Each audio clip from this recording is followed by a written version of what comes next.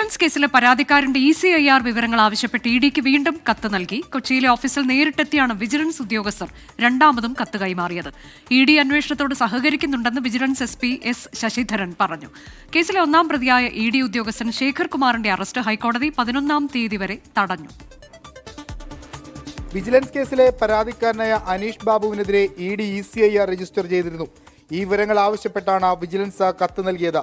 ആദ്യം നൽകിയ കത്തിൽ ഇഡി അനുകൂല നിലപാട് സ്വീകരിക്കാതിരുന്ന പശ്ചാത്തലത്തിലാണ് ഇഡി ഓഫീസിൽ നേരിട്ടെത്തി വിജിലൻസ് ഉദ്യോഗസ്ഥർ വീണ്ടും കത്ത് കൈമാറിയത്.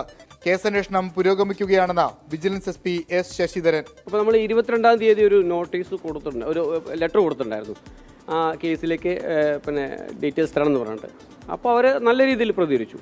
ഇഡി ഓഫീസേഴ്സ് നല്ല രീതിയിൽ പ്രതികരിച്ച് അവർ നമുക്ക് നിങ്ങൾ സ്പെസിഫിക് ആയിട്ട് ഒരു റെക്കോർഡ്സ് ആവശ്യപ്പെടുകയാണെങ്കിൽ നിങ്ങളത് ചോദിക്കൂ, അപ്പോൾ ഞങ്ങൾ വേണ്ട നോക്കിയിട്ട് ചെയ്യാം എന്ന് പറഞ്ഞിട്ടുണ്ടായിരുന്നു. കേസിലെ ഒന്നാം പ്രതിയായ ഇഡി ഉദ്യോഗസ്ഥന്റെ മുൻകൂർ ജാമ്യാപേക്ഷ 11-ാം തീയതി ഹൈക്കോടതി വീണ്ടും പരിഗണിക്കും. അതുവരെ അറസ്റ്റ് പാടില്ലെന്ന കർശന നിർദ്ദേശമുണ്ട്. കേസിൽ നേരത്തെ പിടിയിലായ 3 പ്രതികളുടെ മൊഴികളും ഇലക്ട്രോണിക് ഉപകരണങ്ങളിൽ നിന്ന് ലഭിച്ച വിവരങ്ങളും ചേർത്ത് ഇഡി ഉദ്യോഗസ്ഥന്റെ ജാമ്യ ഹർജി എതിർക്കാനാണ് വിജിലൻസ് തീരുമാനം. 24 കൊച്ചി.